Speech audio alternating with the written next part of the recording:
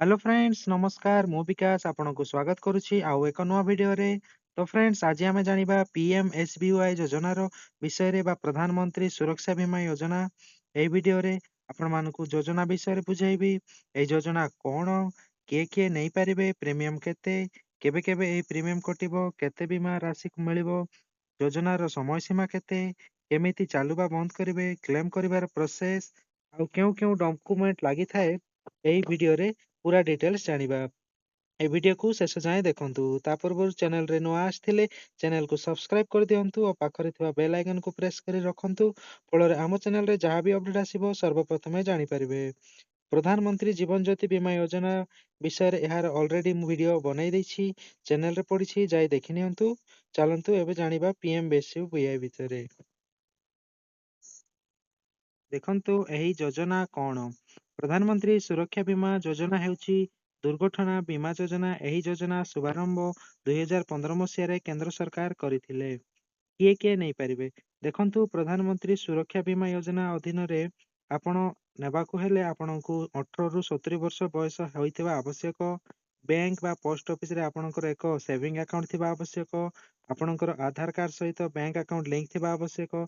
देखंतु आउ गोटे कथा आपण केवल गोटे अकाउंट रे बेनिफिट्स नहीं पारिबे। मनकर आपणकर ओजीबी बैंक रे अकाउंट अछि, आपण सेठी प्रधानमंत्री सुरक्षा बीमा इंश्योरेंस करछंती तो आपण सेही बैंक रे ही बेनिफिट्स करि पारिबे नै। आउ अन्य को बैंक रे अकाउंट थिले मध्ये आपण आउ करि पारिबे नाही। देखंतु एबे जानिबा एहार प्रीमियम केते। देखंतु एहार प्रीमियम राशि कथा जदि जानिबा आपनको प्रति वर्ष 20 टंका अकाउंट रू कटि थाए बा आपनको इंश्योरेंस नेबा समय रे ही कटि थाए ओ एहा प्रति वर्ष ऑटो डेबिट हिसाब रे कटि थाए। केबे केबे एही प्रीमियम कटि थाए।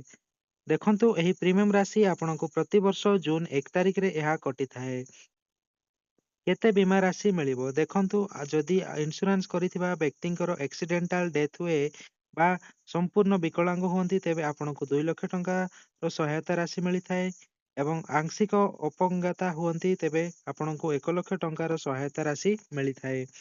योजनार समय सीमा देखंतु एही योजनार प्रति वर्ष 1 जून रु आरंभ करी 31 मई पर्यंत एही बीमा पॉलिसी समय सीमा रहिछि। एहा प्रति वर्ष ऑटो डेबिट माध्यम रे रिन्यूअल होई थाए। केमिति चालू करिवे। देखंतु एही योजना जदि आपण चालू करिवार अछि ताहेले आपणको आपणकर बैंक बा कियोस्क बैंक माध्यम रे अप्लाई करि पारिबे। अप्लाई करिबा पई आपणको आपणकर आधार कार्ड, बैंक पासबुक और नॉमिनी डिटेल्स देबाको पड़िबो। देखंतु जदि एही योजना करिथिबा व्यक्तिंकर एक्सीडेंट रे मृत्यु हुए बा पूर्ण विकलांग होई जांती तो तेबे केमिति क्लेम करिवे से विषय रे जानिबा।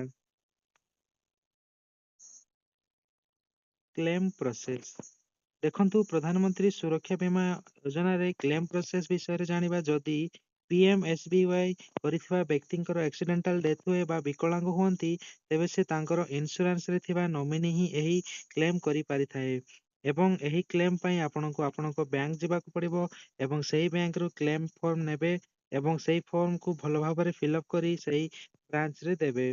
बीमाधारी विवरणी, नॉमिनी डिटेल्स, दुर्घटना विवरणी, date time place, bank account details एवं सेही फॉर्म रे सिग्नेचर करी देबे एवं सेही फॉर्म रे आवश्यक पड़िथिबा डॉक्यूमेंट देबे। दुर्घटना कॉपी पुलिस केस होइथिले पोस्टमार्टम रिपोर्ट, डेथ सर्टिफिकेट आउ जदि डिजेबिलिटी होइथिले डिजेबल सर्टिफिकेट देबे। नॉमिनी रो आधार कार्ड, बैंक पासबुक एई सब डॉक्यूमेंट क्लेम फॉर्म रे सहित अटैच करी आपण सेही ब्रांच को देबे। फଳରେ आपनको क्लेम होई परिबो। क्लेम कला परे आपनको आपनकर सहायता राशि नॉमिनी को बैंक अकाउंट रो मिली थाए। फ्रेंड्स आपण माने प्रधानमंत्री सुरक्षा बीमा योजना विषय रे भलो भाबरे बुझि जाइथिबे। जदि किछि भी डाउट थाए तो कमेंट करंतु। जल्दी जाई आपण आपनको बैंक रे जाई एई प्रधानमंत्री सुरक्षा बीमा को एक्टिव करे नियंतु। वीडियोटी एतिके रे शेष करछि। वीडियोटी भलो लागिते लाइक करंतु, सांग मानक सहित शेयर कर दियंतु और चैनल रे नुआ आस्थिले सब्सक्राइब कर दियंतु।